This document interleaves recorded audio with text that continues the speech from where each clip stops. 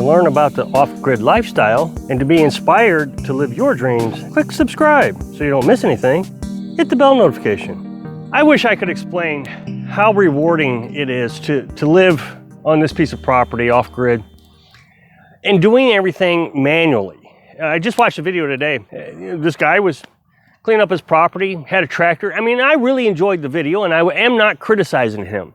To me, it was like, well, yeah, I guess I could have a big old tractor and I could do that and it'd get done pretty quick. I saw the potential in having the tractor, but then I got to thinking, but where's the reward? I don't know. To me, there's just a lot of reward by doing things with physical labor, trying to figure out how to make things work without having a bunch of investments and a bunch of big power tools and tractors. And it just doesn't fit into my thinking. Don't get me wrong. My grandfather had a tractor. I loved that thing. I really did. And it would be fun to have one. But I got an acre and a half and I don't know, how much would it actually get used? Is it really worth the investment? Yesterday I started cutting the grass again. Just a little bit more each time. I go a little bit further out into the woods. Carolyn and I have talked about maybe making like a little park out there where we could have a picnic table. You can see way over there, I pushed the lawnmower a little bit further and further, and I just keep going further back, just a little bit at a time. And as you can see, over the last 2.5 months, we've gotten all this cleared up with a little sickle bar, swing blade, and a push mower. It's just really exciting to see how much you can do with physical labor. Well, Carolyn came out here and she started whacking down with a little bit here with the sickle bar, the sling blade, and there was a fence here. Now, to kind of give you a little bit of scope, there used to be an outhouse here that has fallen down. There was only this little path. This path is so the utility company can come through. It's an easement. So that was all that was cleared out. I went ahead and burned a pile that was remaining from the outhouse, which gave us a little bit more space. So you can start to see, so slowly over time, we had this here cleaned up, and then we got a little bit further cleaned up. Well, there was a fence that wrapped around to about right here. Yesterday, Carolyn kind of pulled that back, and she just started using the sickle bar, the little sling blade, and cleaning this up.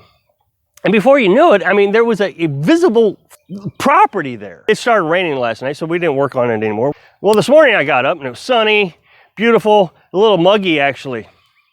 I finished up mowing the yard and I came back over here and I thought, well, you know what? While the sun is out, I will grab the reciprocating saw and I'll cut down the fence that she pulled out. She was able to pull it out, so I cut the fence down. And before you knew it, I mean, things were just kind of happening. I actually wish I would have recorded all the work that had taken place. She brought down the little wagon and was moving clippings down into the compost pile. And I got the lawnmower out here, and I just started again shoving the little lawnmower back and forth, just knocking some of these weeds down. You gotta be careful because some of the things that pop up will damage the blade. As a matter of fact, I've bent the blade, so I'm gonna have to get it replaced, which is no big deal. They're like $15 at the hardware store. Of course, you don't want to bend a lot of blades because $15 a pop, that adds up pretty quick. But I bent the blade. I mean, there's a huge vine right here, and I hit that. Oh, I guess actually I hit it right here. So I got to cut that down, and then we'll be able to knock this down. But it came way out here just this morning. Got the Sawzall out. Like I said, I was cutting the fence with the Sawzall, but it was sunny. The Sawzall works great when off the solar panels when it's sunny. I just started moving forward and just little pieces at a time, and it all started to come together. This was a huge mess. I can't explain how big of a mess it was. And before you knew it, I asked Carolyn, you want me to cut the cedar tree down? Yeah, let's get rid of it. So the cedar tree was right here. Now, in order to get to our camper, we've created this path from the truck. So this is where we walk. And before you know it, we're gonna have this whole thing cleared off. Right there was the cedar tree. Cut that down. There's another little tree right here. Cut that down. All with the Sawzall. Just about the time I started getting the cedar down, it clouded up and turned cold. So I can't run the Sawzall if it's cloudy. I'd rather charge the battery so I got plenty of electric to make it through the night. And the solar panels will provide me enough electric to get me through the night running the appliances that we have to run, the refrigerator, the computers, the lights, but any extra I need to stop. So I stopped, and we'll finish this up tomorrow. I'm glad we did, because as I'm coming out here to record this video, I realized, wait a minute, I don't want to cut that up. This log here, the cedar log, my grandparents used to build pole barns. That's what they called them. I don't know what they're actually called, but that is a pole that they would use to build a pole barn. We got some more cedar trees that we want to cut down. I think there's 2 or 3 back here we're going to cut down. There's a ton of them back here that we could cut down. That's no reason to keep them. If I could get 4 or 8 of these poles, not only could I build like a little woodshed for my firewood, I could build a little utility building, and these would just be lean-tos. They wouldn't be fancy. Tin roofing material to cover up the sides, and that would give me some storage area for all my appliances. Now, another thing, we are seriously concerned that the wind will knock this tree into the power line. Now, I know a lot of folks have told me to call the power company and they'll come down and cut the tree.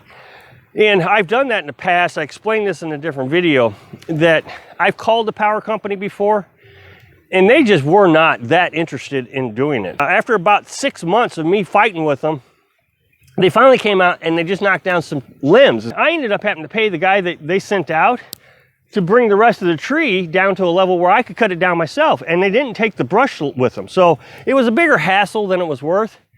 So I've been thinking maybe we should hire someone to come in and take this tree out. Now, when we first got here, she was just as adamant as I was about not cutting this tree down.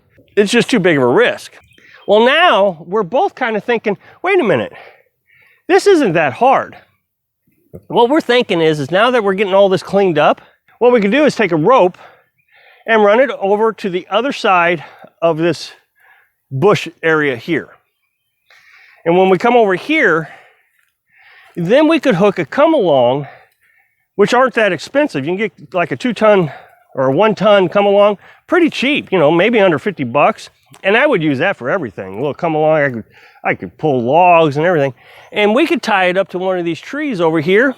Then I could just tighten it real tight. I could start cutting this tree down and pull it a little bit and just take my time and make sure that the tree is heading in the right direction.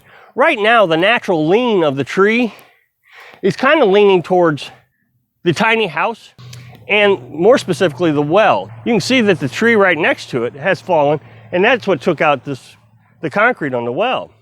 Well, I don't want to damage the well, so I just want to lean it right into this area right here. Now, I know a lot of people said, oh, just tie it up to your truck, pull it. Well, there's just no way I can get my little 2-wheel truck down in here and pull it. I'd get stuck. The other thing is if I want, I could actually get 2 come-alongs, increase the strength of it, pull it down that way. I know there are a lot of folks out there who feel like I should be doing more and faster with bigger equipment, but that's not what this channel is about. I'm trying to explain this. This channel is about inspiring you to live your dream and being able to come out and do just a little bit at a time.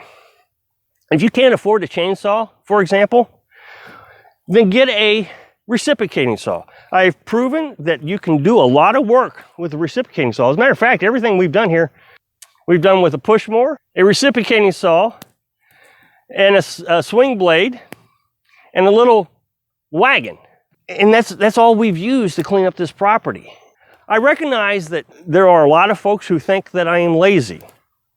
Oh, you're only working 45 minutes a day. I don't even know where that number came from. I work at least 3 hours, at least. And the stronger I get and better shape I get in, I'm working more and more and more when I come out here, and I'm getting more done. Now, next week, I'm going to get a chainsaw. We're going to buy material for the tiny house, and we get a chainsaw, because we're getting into a situation now where we need to make sure that we have plenty of firewood to burn through the winter. So using a reciprocating saw down in the woods isn't a feasible idea. This will actually increase our pace. That being said, I want to be clear on this. That doesn't mean I couldn't use a reciprocating saw to cut my firewood. And as I've shown in other videos, I've used the reciprocating saw to cut up this little stump over here. And then I got all the firewood that we cut up, was all with the reciprocating saw. It's done a fantastic job. I just would like to go a little faster just to make sure that I got plenty of firewood to get through the winter. But when you start to think outside the box and really dream about what you want to get accomplished, and you take it all in small bites, and I think this is key Take it in small bites. If you feel overwhelmed on a project, most likely you won't get anything done because you'll dread to come out to do it. But when you come out and you just, take the mower and you push a little bit further down, or you take the reciprocating saw and before you know it, you got a fence down, you got a cedar tree down, and it all starts to add up real quick. And it's still hard for me to imagine that just 2 months ago, this place was completely overgrown and hardly livable. And within 2 months, we've gotten it where we can actually live, we can work, we can build a tiny house, and now we're getting a yard. I just can't express enough how much joy this provides me. And I hope it inspires you to challenge yourself to go out and just do a little bit each day. Thanks for watching.